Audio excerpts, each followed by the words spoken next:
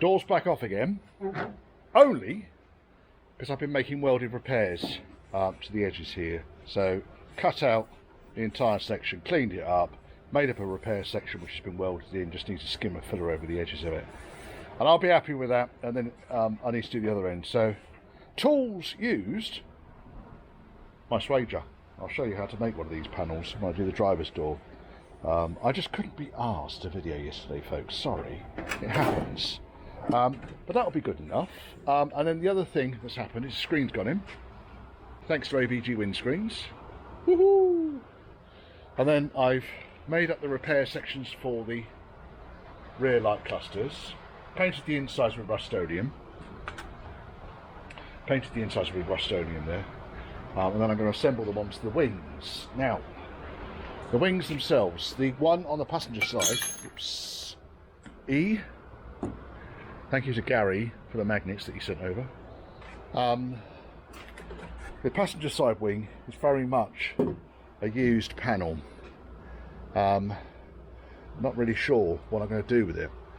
I've taken all of the paint along the edge of the panel, and I'm inclined actually to really to just sort of etch prime and then just put a top coat of something on these edges, and then it can go back together again. So that's my plan really. As you can hear, the weather is most inclement. Yes, I think I get the wings on, door can go on, thing starts moving forwards. Well, not literally, got to do the engine still. Dash is all completely in the wrong place because there's no way was the rubber lip going to go over the top of it, but that's not a problem. We didn't know where the dash was going to go to until we got to this point. Yes, so door and wing today really is my objective here. It's actually not a bad wing, it's got the usual kind of snotty corrosion here and there. I've done a bit of panel straightening. There was a couple of quite nasty dents and creases down at the far end. You can see there's a big crease down there, but I'm not doing body work on this. I just thought I would knock out where I could dents where really access to the back of the panel is difficult. But other than that, now this thing I can sort of pop this on and then Mr. Bodywork can deal with it. Well, got the left hand wing onto the car, lines up quite nicely actually. Okay, needs a fair bit of paint and prep, but it lines up. And then I started messing around really with the window rubbers. Then it dawned on me, I just fucking haven't filmed any of this, and there was no need for swearing then, which either. I've also noticed you've got the wrong badges on the side here, chap.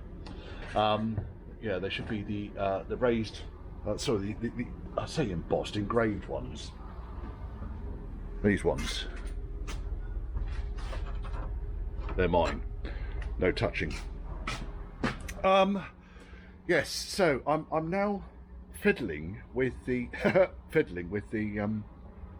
the driver's side right hand. So this wing was new, painted. I'm not convinced it's a factory wing, or I don't seem to recall the edges being quite that kind of unprepared. There's no holes drilled in it at all, and the alignment wasn't the best. However, it's entirely possible that the panel had settled somewhat.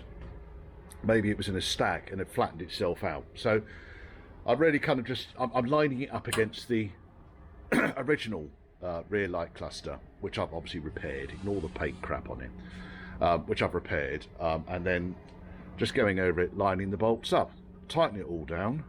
Nothing in between, folks. Nothing in between apart from paint. Nothing.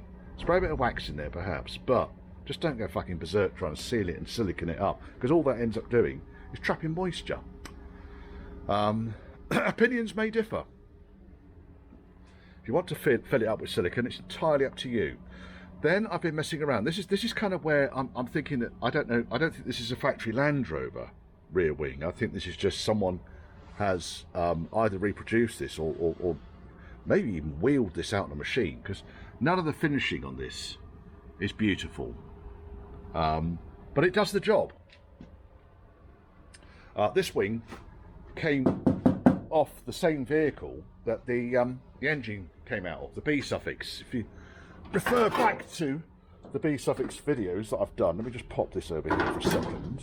The B-suffix video that I did earlier on, where I speed captured me moving an engine from one car to another. Yeah, that was the car that this came off, because you can actually even see on here, you can see the lettering. It's got LPG written there, St Austell, and that, what's that say? O-R something W. There we go, bit of archaeology for you. And the lettering, there's even a phone number up here. But obviously they peeled all the lettering off and it's left the wing in a bit of a mess. There's lots of duct tape marks up here, but overall the wing is actually sound. And despite the appearances, it's not fiberglass. It is actually Burma bright. You see bare Burma bright up here. But it's a proper old original B-suffix outer wing, and I had no issues at all with the alignment on this. Everything lined up perfectly with the original factory holes on the B post and everything. So yeah, lesson to be learned there. I'm sure I don't quite know what it is. Right, and then obviously I've started messing around with the sidey slideys, because today is suddenly gone from being 19 degrees down to about 8. So I've got the blower on, because yeah, it's just too fucking cold for me in this workshop, and I really don't fancy doing all of this, sticking my hand on really cold engine components. This isn't too bad. You can see it, painting my fingernails. Not that I've been painting my fingernails. Well, I could do, I suppose, couldn't I? Yes. But really I wanted to get all these rear panels on, get the sidey slideys in. The more stuff I put on the car, the less stuff there is in my container. So yes, you can probably watch me, I guess. Let me get the, I'm going to get this rear panel just bolted down, spray a bit of wax and then bolt this down, and then I can fit it on. But there's not many alignment marks, so I've used reference points here. These are the holes that I took from the original panels, these ones, and I'm keeping these as templates. So while they came off your car, Dave, I'm hanging on to those because you've got new ones. Look at that, correct grade of steel, no rust. Okay, a little bit of prep needed for paint, but we'll deal with that when we get to the paint phase. It's on the cutting room floor. I don't know, but general feedback is that people preferred the channel when I just plug in the power cable into the camera. People preferred the channel when I was actually showing people how to do stuff, rather than me just saying, right, next I'm going to do all of this crap and then cut straight to the finished item. So comments down there. What do you like? Do you like cut straight to the finished item, or do you like listening to this sort of bollocks? Chuntering. Later a shave as well. Right, coffee. And your next hole.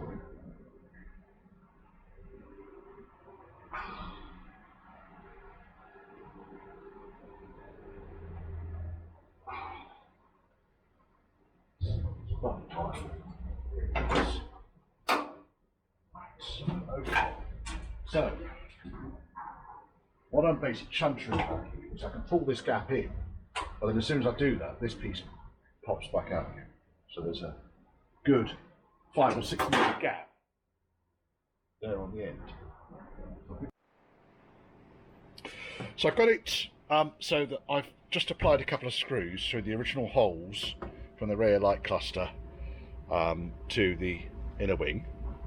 2 top holes, 3 top holes were existing. Don't worry about the alignment for the tailgate. Tailgate is just all over the shop at the moment.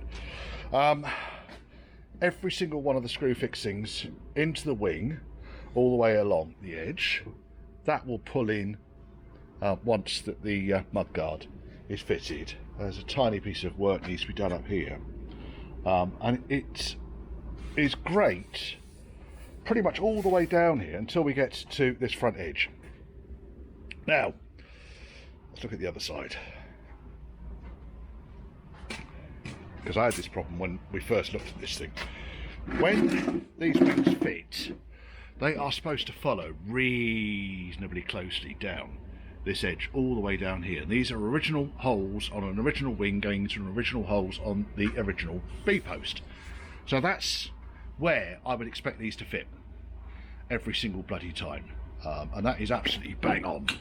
Haven't got the door on this side because I'm still repairing it, but rest assured, I'm confident this will fit. And you notice here that the wing does sit slightly out, but not a lot. But it fits nicely. It's not unduly stressed. Even though there's a dent there, it's not unduly stressed. It will work. This side, like I say, that piece will pull in. This is just a fucking mile out. I mean, we're not even talking a little bit out. This is absolutely acres out. I reckon this panel's about 1 centimetre too long. Because it fits at the back end there, and if I align this up against here, you can see already that it's already overlapping the recesses. And if I were to, because I got the original holes in the B post there, if I were to bring the door closed, and I'm not going to slam it obviously, but if I were to bring the door closed, you can see that there's just no gap. And if I hold this and create a gap like there should be, and line this up like it should be, look at that. It's about 1 centimetre too long. So I'm going to prove this next, just to make sure there's no, because again I've not seen this car assembled, just to make sure there's no real nasty alignment issues. Either I will, I've probably got a driver's side wing in my container. Alternatively, I've got the wing here which I've taken off the driver's side, already taken it off the driver's side of the Lincoln Green car. So if that more or less lines up beautifully and there's no real problems with it, then we know we've got a problem. Well, I know I've got a problem with this wing. It's not right at all. And that's going to be a distressing call to the customer, because that is a shocker. And I can't, I mean, there's a certain amount of adjustment you can put into them. I mean, the wing can go down a tiny bit, but that's a mile out and some. Yeah, and it's, you could see the problem I've got down here. That's actually pushed back out again. I think it's a fucking waste of time. God knows what you pay for this wing. God knows what he paid for it. Right, so I dug out one of my stock panels. This is a panel that was actually well, it was on my white Range Rover, the first one I did, the 1972 Project Allen, and I went down the new route because it had a paint defect on it. Sorry, Steve, you fucked it up. Yeah, there was a lot of bubbling around the arch. The paint reacted to something that was underneath it. So I was running out of time, so I just took it off. Now, I line them all up. The leading edge actually lines up. The arch lines up with the other panel, and the trailing edge of the arch lines up. I think it's actually the back of the wing that is that much too long. So we might be able to retrieve it by dressing that edge, but that's going to need some panel beating. I mean, that's not an easy task there, to get that to the right length. So I'm going to trial fit this other wing. It looks worse now because they're basically they're kind of staggered, but if more or less see there's a cutout there, and I think this lip's been folded at the wrong angle, but as you can see it's quite delicate, this shape, and you really don't want to be sort of fucking around with it, really, do you? So I'm going to take this off, put it on here, see if it fits. Weird, huh? I know it's the same colour, folks, but this is my second wing. It fitted straight up, no problems at all. I still need to adjust it slightly, but nowhere near as much. As you can see, the door is very clear of it. I haven't finished shimming the door up anyway. And also the wing, it's still kind of loose on its mountings. I just put one screw through one of the existing holes down here, and that fits beautifully. Yeah. Ah, oh, conversation with customer. Oh, it's all fun, isn't it? Never mind.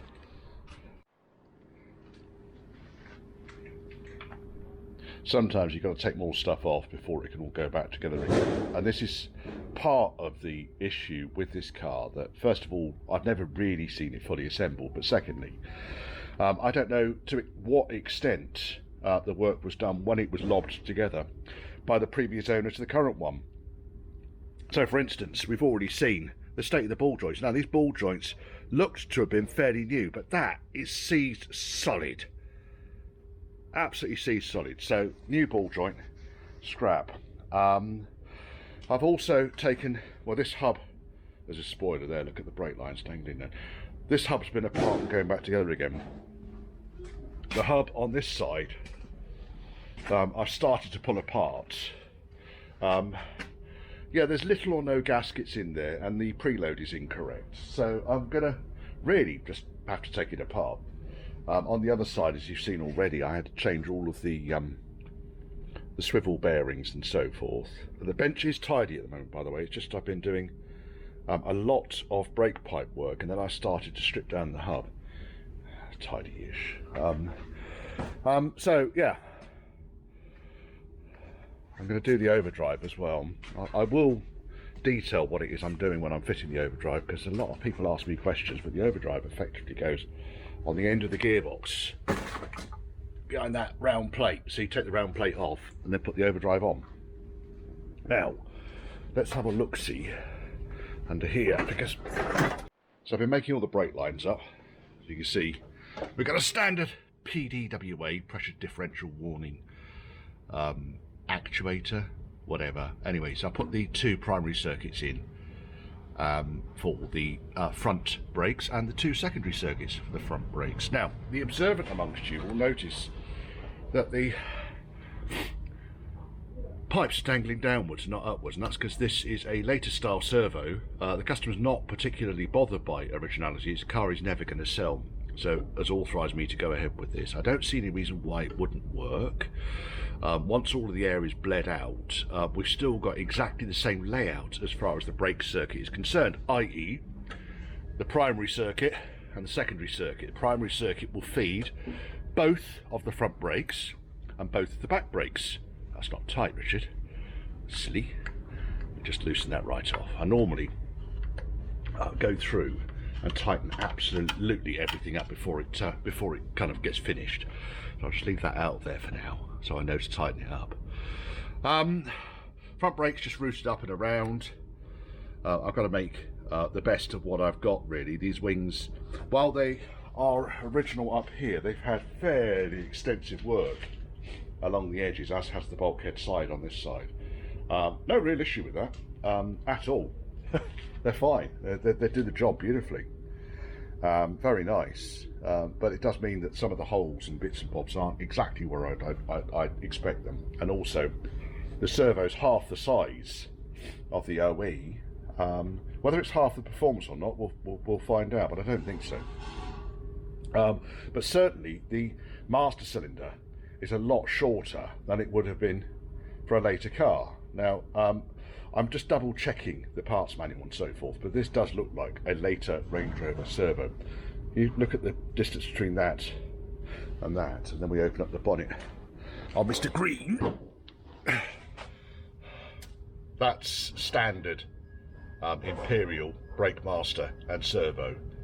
And you can see basically the tip of the master hangs right over the top of the suspension turret there, and that's the way the brake lines really should be orientated. But just wasn't possible on this because of the size of the reservoir. But we'll see. Worst case scenario is I've wasted half an hour on making brake lines up. Half an hour, half a day. Put the two chassis lines along the top up here. They're more or less kind of lined up now. Just need to structure them. Need tidy up in that corner. I've not done anything down here because I've not finished on this hub yet, but I wanted to route them through and around. The positioning which I've currently got here for the other components. Now you'll notice that the fuel filter bracket is missing from the inner wing down here, so I'm going to have to make something up for that. The ignition coil was also mounted on the wing, so I have to work out what I'm going to do there. And we've got lumination fitted Again, not an issue. By the way, if you've ever had a lumination system and you get an intermittent failures, it's always this. Always. Every single fucking time. It's the connector that connects you into the module on the distributor itself. Right, so that's that. And then prop shafts have been rebuilt. They're serviceable. They can go on. I just wanted to double check before I did that the gearbox is not going to need to come out for any reason. And I think we should be okay with that. There's some interesting vacuum pipes on the yeah, I'm not sure I'm going to trust those. We might have to change those, chap. Everything's painted nicely silver. Again, not the current owner, previous owner. And I've taken the Koki 5000, partly drilled, partly whatever it was, slotted ventilated discs off, because they ain't going to work with the early 6-bolt hubs.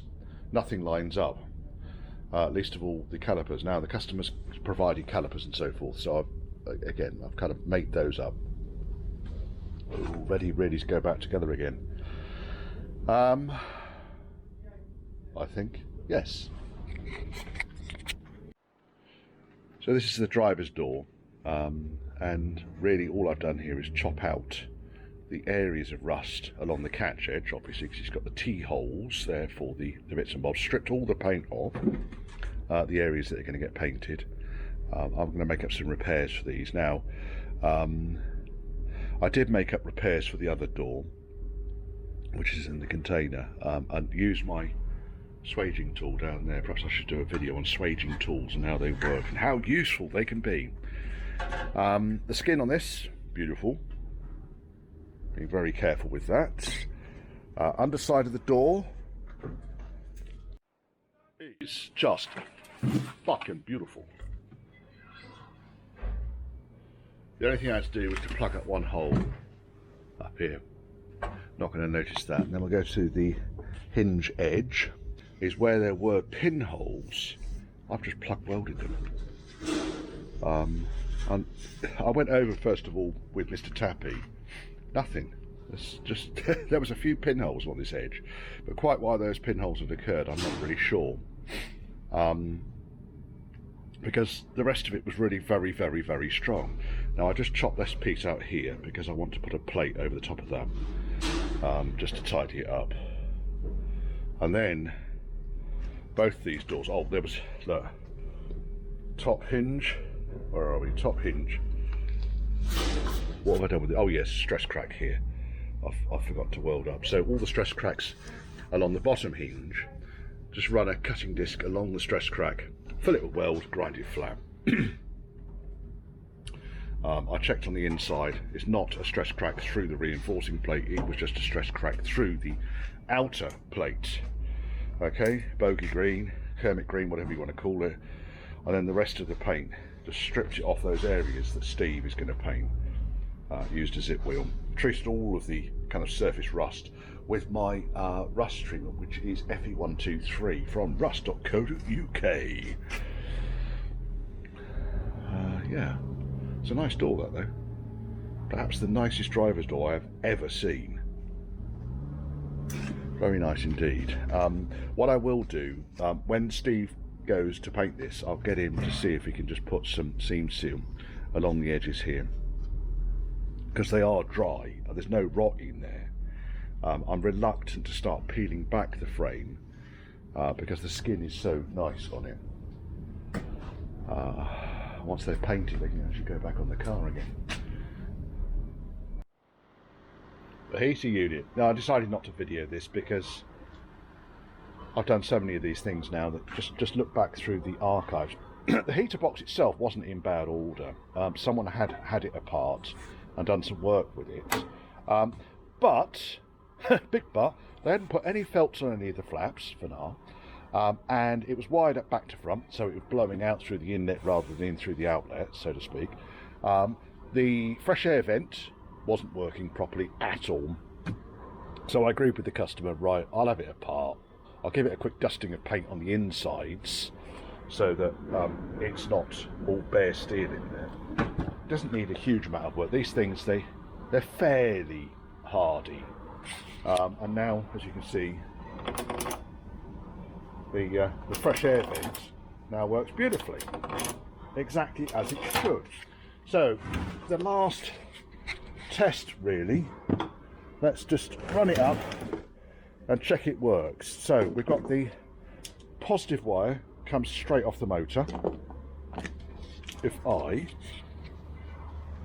balance the camera there and attach my clamp, there we are, clamp is on, and I've got the earth wire which attaches onto a spade underneath the switch here. Oh. Well, that's quite a blow, isn't it?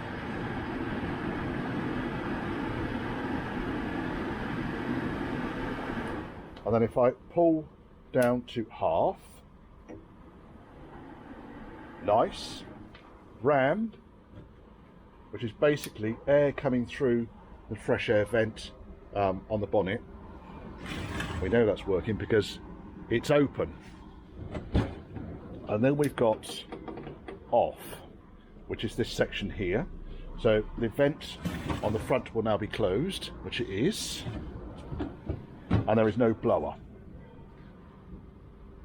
Then we go to half. This is on recirculating air.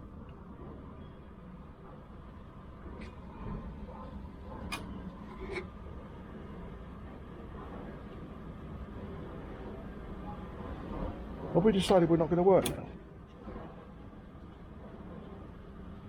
We've decided we're not going to work. Why are we not working now? You bastard. Right, that's working.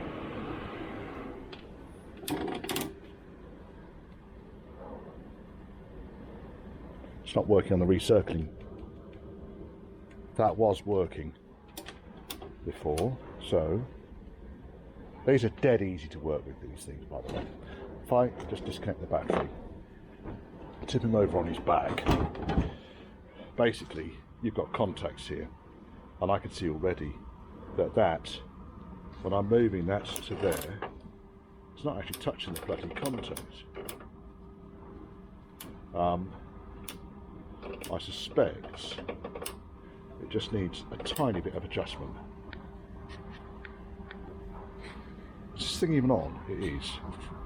So what I'll do is I'll put a clamp onto the positive terminal, and I'll get the earth, and I'll put it on. I'll push that, and it works. So that's as easy as that. Don't worry about the noise because it's on its back.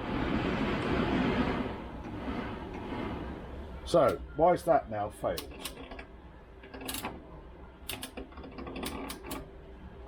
That's somewhat annoying, isn't it? Somewhat. Adjust that. But I don't want this thing failing in service. Once this thing is in, it stays in.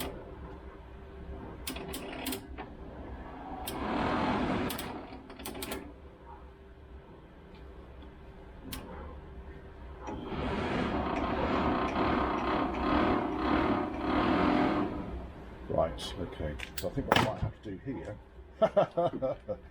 this is why it's always worthwhile checking these things before you completely hide them and put them back in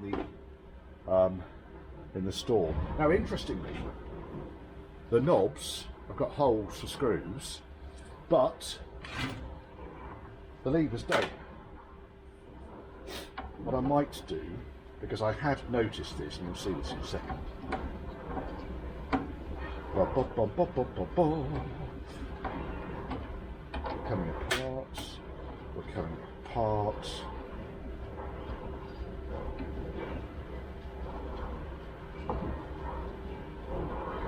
Take that off after that. This panel here has been taken off and then re-welded, and I don't fully understand why. what we'll do is we'll see if I can adjust this. If I can't adjust this and make this reliable, then I'm just going to swap over the switch. Do you know what? I think what's actually happening here is that when I put that cover on the front there, it pulls this down, so the lever's actually bent. I can see it. There, the lever's actually bent. There you go. So that will almost certainly have just fixed that purely because the lever was bent. Let me prove that. Could have just been that easy, Richard. I love an easy fix. Pop that back on.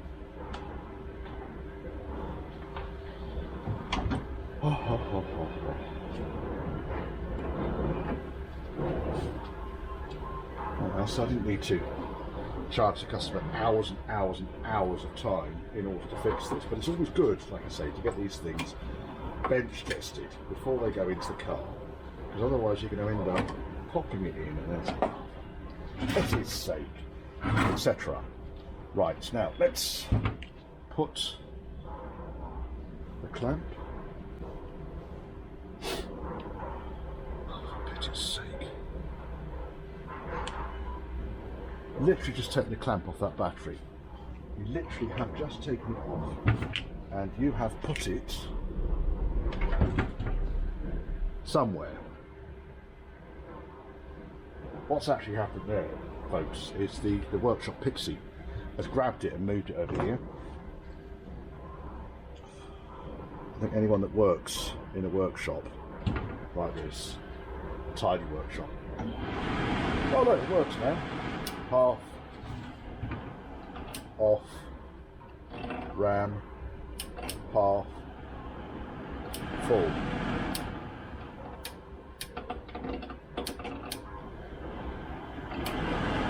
That's just because that, so if I push that down, it goes off. And I think that's fairly normal actually. Right, that's that done. What next? Right, well, the project is inching forwards. It's flipping cold today. So I'm kind of keeping fairly close to the heater over there, but I want to get it so I can put this transmission cover back in again. And what's holding me up on that is the gearbox and the overdrive. So I might have a look at that next. Then I can put the prop shafts on, then I can put the transmission cover in, and I'm just going to have to get cold, aren't I? All of the front brake lines are done. You can see them down there behind the green chair. Yes.